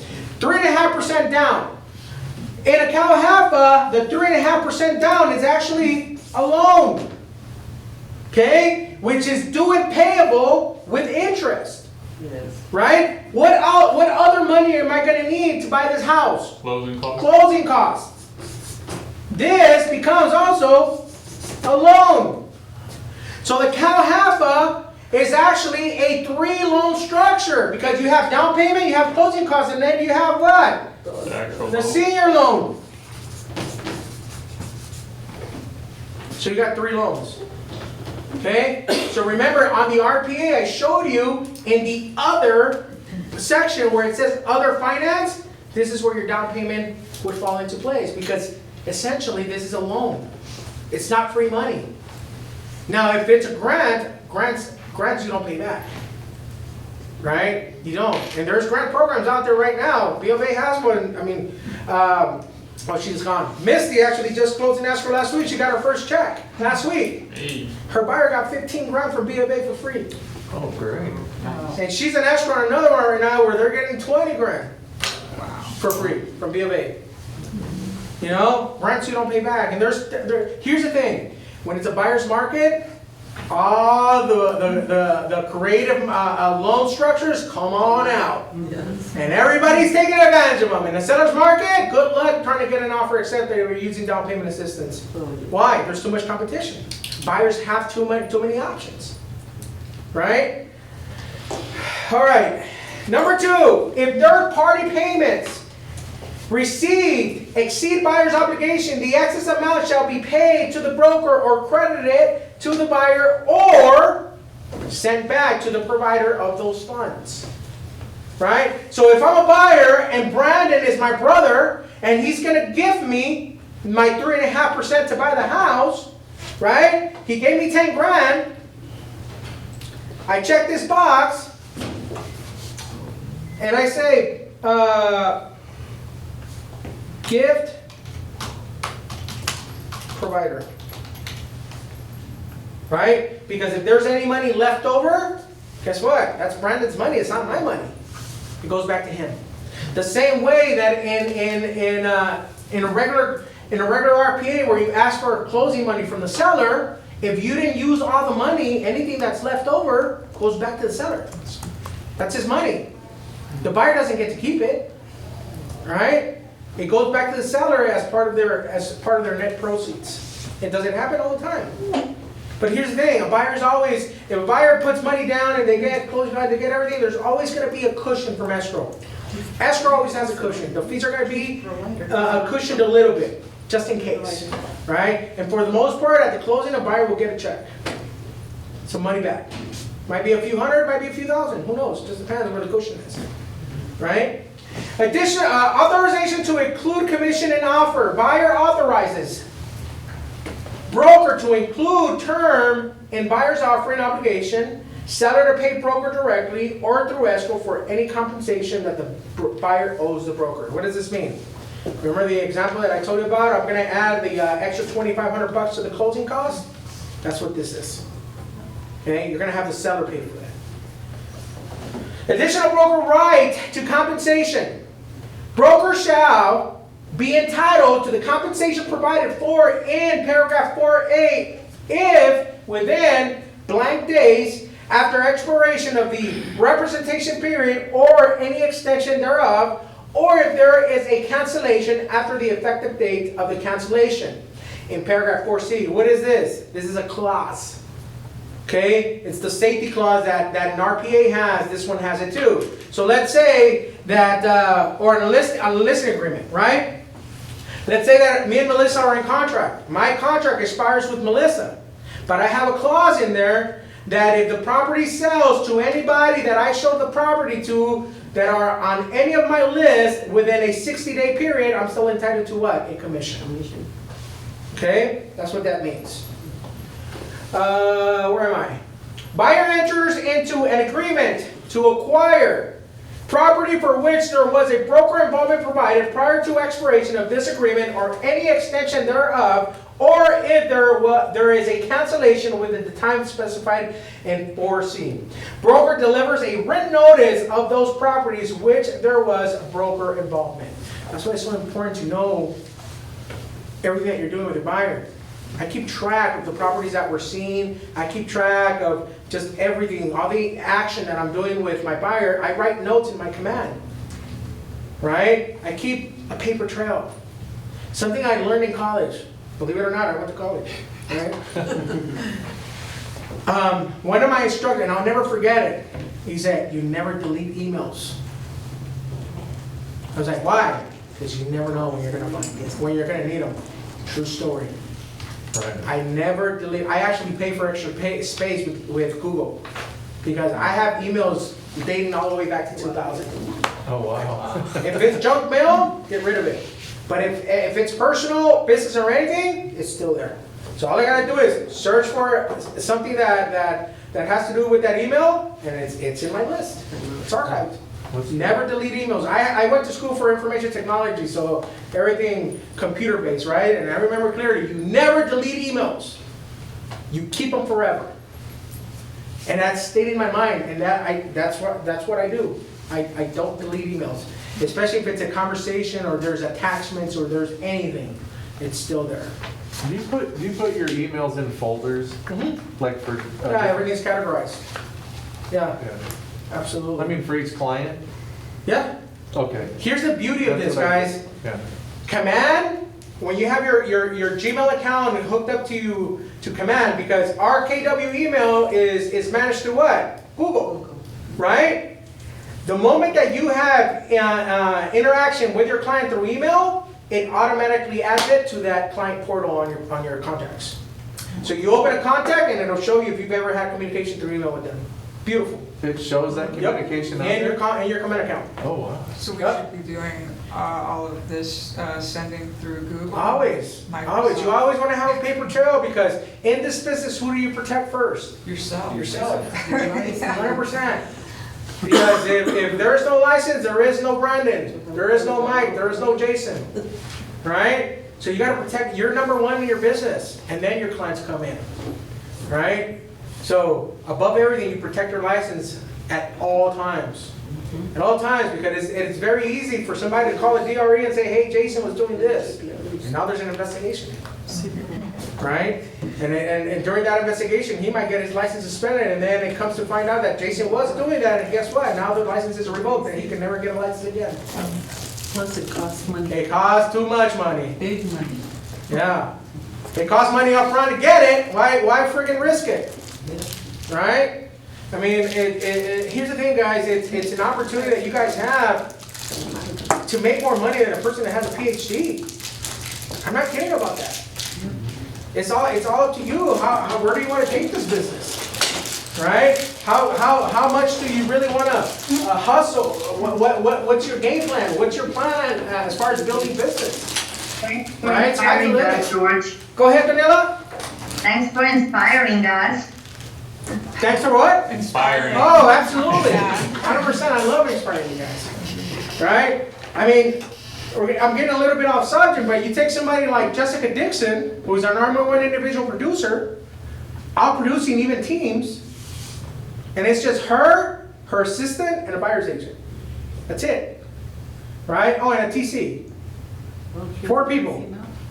And she's in 4 years. She's only been licensed for 4 years. I just renewed her license. Oh, wow. Literally. She's been in the business in 4 years, and I believe last year she made over $1 million in commissions. Wow. Yes. That woman is a freaking worker, though. Like, how does she do it, though? She is every listing that she gets, she door knocks it herself. She does her own open house. She does everything. And she makes sure that every listing that she gets is going to lead to another one.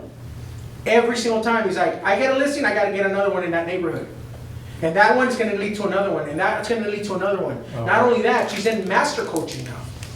Right? If you guys are in this business and you guys if you guys don't have accountability, you guys got to make a change. Here's the thing. I was under the mindset, and this was a dumb mindset, and excuse me and forgive me if this is it's gonna affect any of you guys, right? But I used to be the money, I can't afford to pay $1,000. Retarded freaking mentality, right?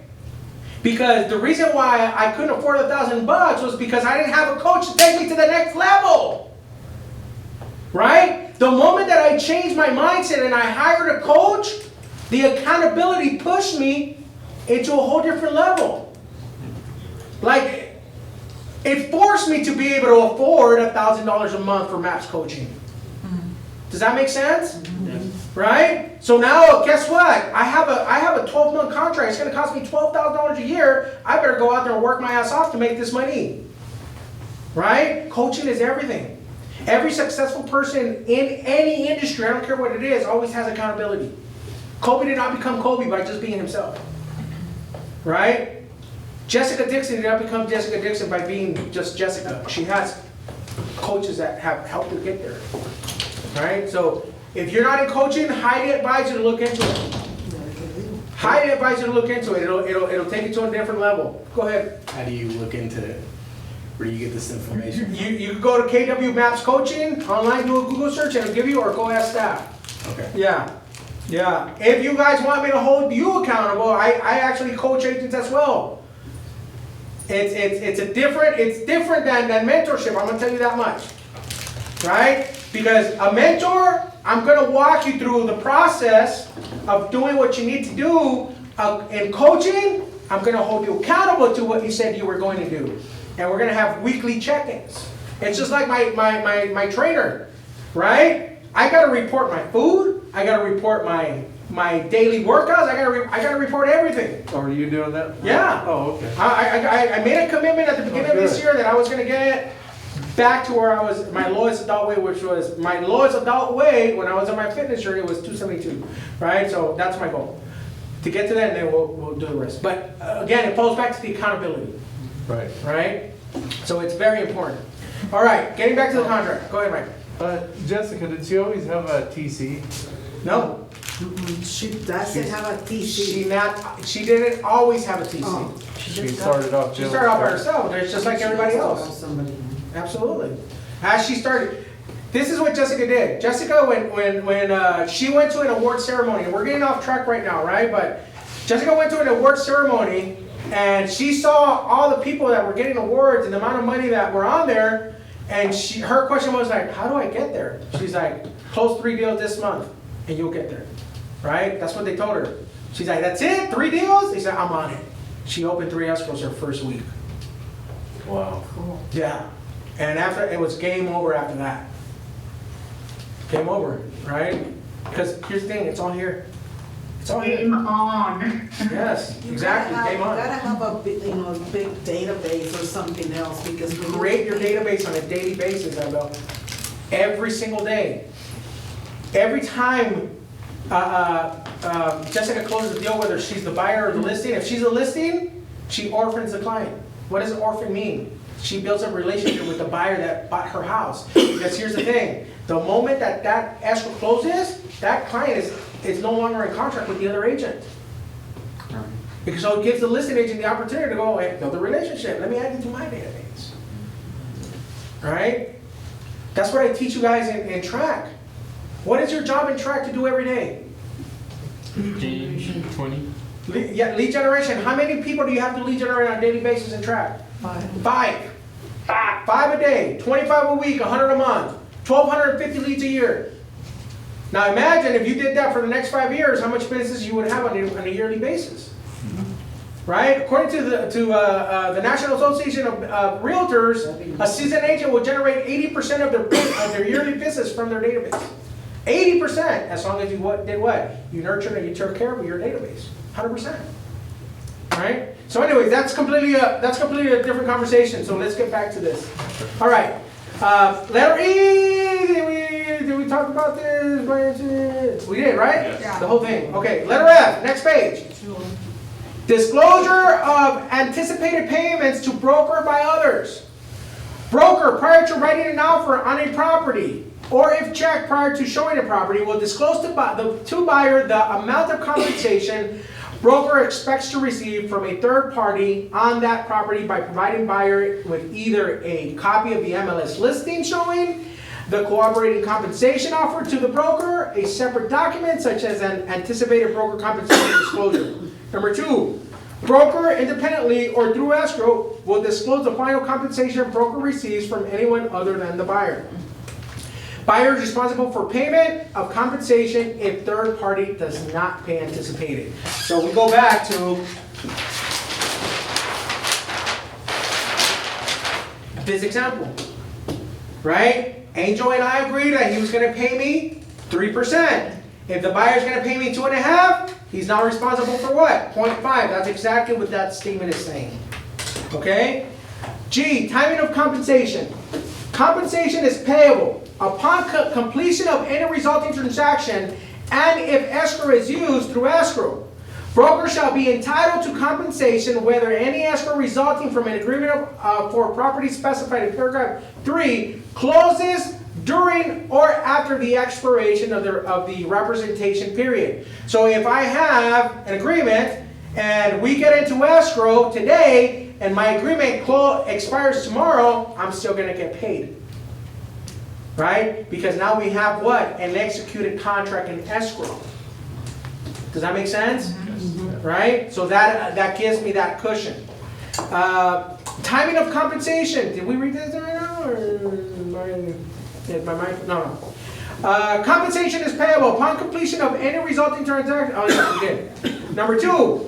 If acquisition is prevented by default of buyer upon buyer's default. If acquisition is prevented by a party to the transaction other than the buyer when the buyer collects damages by suit, settlement, or otherwise, compensation shall equal 1/2 of the damages recovered, not to exceed the compensation provided for in paragraph 4A. After first deducting the unreimbursed payments, credits, and expenses of collection and suit, if any. What does this mean? So let's take an example, the listing contract, right? We get under agreement. We were all good to go. I put the property on the market. My job is to do what? Get that thing in escrow, right? We put it in escrow, and for some reason, the seller breaches that contract, right? He decides that he's going to screw things up, and escrow goes down the hill. Are you entitled to a commission? Yes. Absolutely. If you really wanted to go after that seller, you may be entitled to liquidated damages. Right? Because you did what? You fulfilled your responsibilities as the agent. Right? The seller prohibited you from closing. Now, if the buyer does the same thing, are you entitled to a commission? According to this, you are. Right? Absolutely, you can go after it. Again, you're going to pick your battles. A couple years ago, I had a listing here by the golf course, right? And I got it into escrow within 7 days. And 2 weeks into it, the seller decided, he got seller's remorse. He didn't want to sell anymore. That was a $14,000 check that I was potentially going to make, right? I could have gone after that seller for compensation because we had an agreement, right? I chose not to. Again, I fall back to picking your battles, right? Why did I not do it? Because he might change his mind. Well, not only that, we're in the referral business too. Yeah. Right? That gentleman felt so bad for what him and his wife did that they wanted to compensate me at least the bonus. They wanted to compensate me for the marketing and the photos that I did. I said, no, it's okay. I said, it's part of business, right? It's a write-off. We're talking about 3 or 4 years later, I've actually closed 6 deals from his referrals. Oh, wow. So I made way more money than 14K just from him. Pick your battles, right? So that's what that statement is. Where are we at? H. Payment through escrow. Buyer irrevocably assigns to broker the compensation provided for in this agreement from buyer's funds in escrow. Right? So essentially what this is saying that the buyer is going to be responsible through what? the closing fees that they're gonna have to bring at the close of escrow to be able to close, right? Where am I at? Keep losing my okay, buyer agrees to submit to escrow any funds needed to compensate broker under this agreement. So in this event, Jason and I have an agreement. He owes me 0.5%. On top of the rest of the money that he's gonna need to close escrow, which include what? His down payment and any closing costs that he might be responsible for, he's gonna have to bring in the commission that he owes me because of the difference in that agreement between the property that he's buying, right? So now he's responsible for that. Broker may submit agreement as instructions to compensate broker to any escrow regarding property involving buyer and seller or other transferor.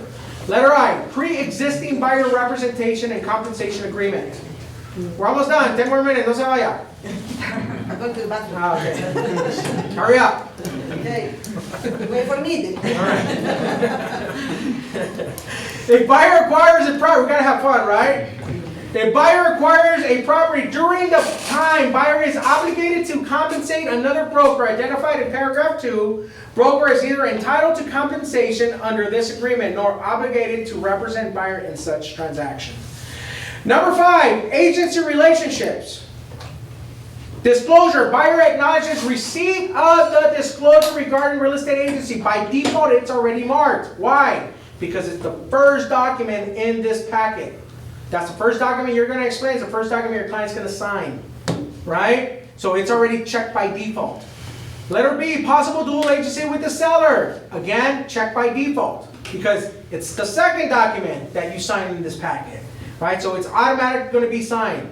Broker authorizations and obligations. Buyer authorizes broker and broker agrees to use reasonable skill and diligence to provide guidance to help buyer with the acquisition of property. Broker will assist buyer by 1, locating and presenting selected properties to buyer, representing offers authorized by buyer, and assisting buyer in negotiating for acceptance of such offers and as applicable terms and conditions following such acceptance, and facilitating the escrow process for such accepted offers as directed by or agreed with buyer, ordering reports and investigations and scheduling and attending meetings and appointments with professionals chosen by buyer, and 3, upon request, providing buyer with a list of professionals or vendors who perform the services described in the attached buyer's investigation advisory, provided broker as a referral list for such requested services, and 4, upon request, assisting buyer with the financing process by making referrals to lenders known to broker and assisting buyer in obtaining loan pre-qualification to the extent the broker can do so without acting as a mortgage loan broker. Serious run-on sentence, man, right? But it sums it all up. It's literally telling you what your responsibilities are as the agent, right? Unless otherwise specified or agreed upon, then you're going to help them acquire what? Find them a lender, right? If I'm working with Brandon, have you explored your financing options? No, not yet. Awesome. Is there a preferred lender you'd like to work with, or would you like me to recommend somebody to you? Recommendation would be great. So I just allowed him to either make a decision on his own, because here's the thing, there are buyers that have a relationship with existing loan brokers or loan officers, and they want to continue working with that relationship, right? There's nothing wrong with that. Again, the loan officer also has a database, the same way you do, right? So they're gonna keep parts. The clients that you work with might be in their database as well. They become their clients too, right? So everything that you just heard here, it sums up the responsibilities of an agent. Even though it sounds like a run-on sentence, it's just simply your fiduciary duty to your buyer. Makes sense? Jason, you look confused.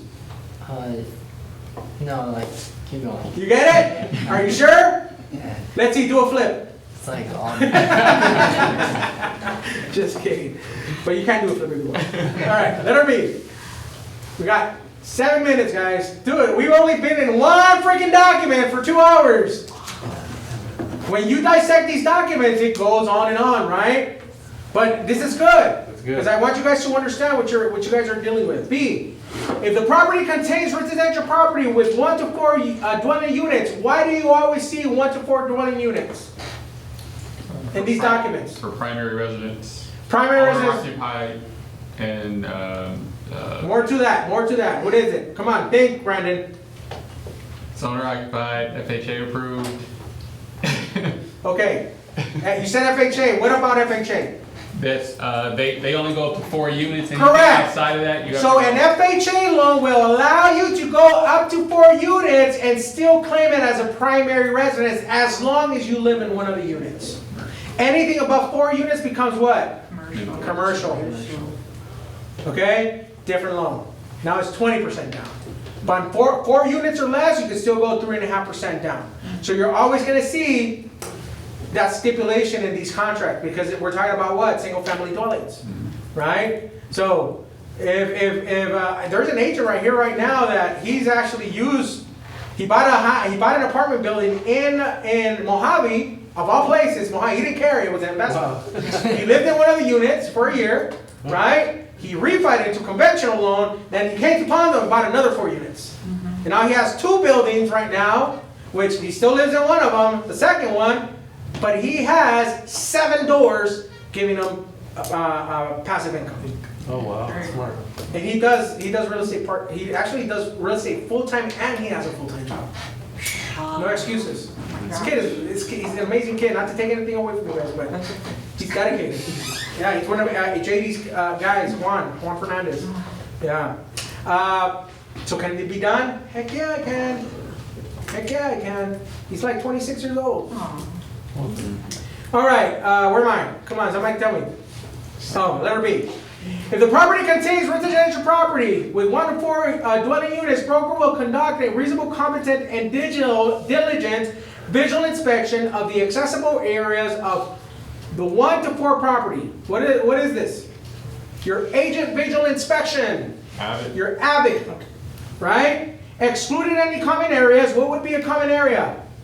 For example, in a 4-unit building, parking lot, right? The pool, any common walls, walkways, right? Anything that is in common interest to be used upon the tenant, between the tenants, right? Where am I at? Buyer, all facts materially affecting the value or desirability of such property that are revealed by this inspection.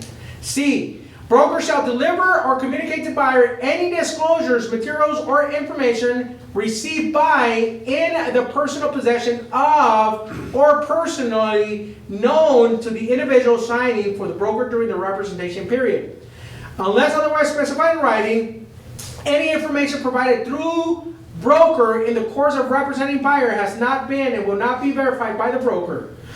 So what is it saying here? That you as a broker, you're going to be delivering in a timely manner any documentation that is delivered to you by who? The listing agent on behalf of the broker, of the seller. Right? How many days, according to the RPA, does a seller have to provide documents? 7 days. Right? How many days does the buyer have to execute these contingencies? 17. 17 in total. Okay, unless otherwise changed or agreed upon in that contract. Okay? Number 7. Then we're not going to be able to finish this thing today. George, I have a quick question. Go ahead. The lender, last time I spoke to him, I said, what's the next step? And he said, the next step is disclosures to the borrower. Yeah, loan disclosures, not disclosures from the seller. Two So separate that's things. like the title company that needs to disclose things to them? No, you're confusing it again. He's talking about loan disclosures. Has nothing to do with the seller disclosures. You're talking to the lender, not the seller. So the lender has to disclose the information pertaining to that loan to that buyer within 48 hours. Or whatever time the buyer is available. 2 different things. So he's gonna contact them, right? 100%. 100%. He has to contact them to disclose everything that has to do with the loan that they're going to be acquiring. Okay, and instead the seller's disclosure has to be requested by the buyer's agent? Correct. But the seller should already, the listing agent should have those ready already. It's in the contract. They have 7 Like, days. it's a new construction? 100%. Doesn't matter if it's new or if it's old. Doesn't matter. Contract is a Okay. contract. Those Stipulation is in there. disclosures go to the buyer's agent, or they go directly to the buyers? Always The buyer's remember agent. that there is no communication between your client and the other agent. So who would they go to? The buyer's agent. In this case, you. So she hasn't given that to me. Can I ask for that? 100%. Okay. Yep, 100%. Okay, buyer, no, we did that already, right? Number 7. Number 7. Okay, are you guys okay with staying a couple minutes over so we can cover all items in number 7? Hit it, George. All right, let's make it happen, Captain. I got a call, so I just want to let you know I'm about to walk out. You better not. You better I not. got a call at 3. You'll be in default. I'm like a client. Buyer obligations, good faith. Buyer agrees to timely to view and consider property selected by broker and to negotiate in good faith to acquire a property. Buyer further agrees to act in good faith toward the completion of any contract entered into for a property in furtherance of this agreement. So we're telling the buyer saying that he's going to do everything in good faith, right? B, personal and financial information within 5 days of this agreement here. Calendar days, what are calendar days? Every It single includes day. weekends. Weekends, yeah. Business days is Monday through Friday. Calendar days is every day, right? From the execution of this agreement, buyer shall provide relevant personal and financial information, including but not limited to proof of funds and pre-approval, pre-qualification letter to broker to assure buyer's ability to acquire property. I've had the situation where the buyer doesn't want to provide me with proof of funds. It's in agreement. We actually talked about it, Melissa, remember? Yeah. Right? Because the buyer was, oh, does he need to provide it? Absolutely. It's in the contract, right? It's right there in black and white. Reasonable care and other professional assistance. Buyer is obligated and agrees to read all documents provided to buyer. Buyer agrees to seek desired assistance from appropriate professionals selected by buyer, such as those referenced in the attached buyer's investigation advisory. Buyer is advised to read the attached buyer's investigation advisory and buyer transactional advisory for a list of items and other concerns that may warrant investigation by buyer or other professionals. In other words, the buyer is the buyer's responsibility to seek professional help for anything provided to them. That's why the attorney fees are included in there as an option, right? So Melissa's my buyer, and Melissa says, George, I want to buy this house. Can you do me a favor and go to the city and find out if there's any permits? Should I do that? Absolutely not. Why? It's not my responsibility as an agent. It is a buyer responsibility. Because here's the thing. I show up to the county's office. They give me information. I deliver it to Melissa. And then Melissa does her own investigation and finds out the information I provided is incorrect. Whose fault is it? It's mine. I acquired wrong information, right? So I always provide the information of the local entity that she's going to need to call, but it has to be buyer discretion, 100%. Can you go with them? Absolutely. But they have to initiate the process. The last thing you want to do is get information and deliver information that is not correct. Right, that's true. Right? Yeah. Unless it is provided by the listing agent, because sometimes there'll be a additional square footage attached to a property, it's permitted, but the county has never updated the square footage, but the permit is there, right? The listing agent might have access, and they'll attach it to the MLS listing for the buyer's agent to view, right? You're providing what they're disclosing. Make sense? Right? Yeah. Okay. Letter D, reports and investigation. Buyer agrees to pay for reports, investigations, and meetings arranged by broker on a buyer's behalf. What is this? What are investigations? Home inspection. Yeah. Home inspection. So the home inspection is to do what? To protect the buyer's interest. Yeah. Right? Is it mandatory for a buyer to get a home inspection?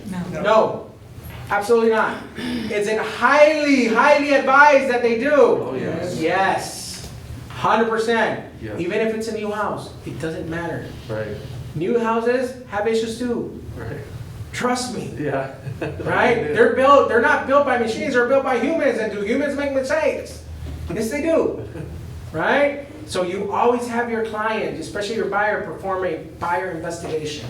Okay? Buyer material issues. Buyers shall notify in writing, CAR form, BMI, of any material issue to buyers, such as, but not limited to, buyer requests for information on or concerns regarding any particular subject or interest or importance to buyer.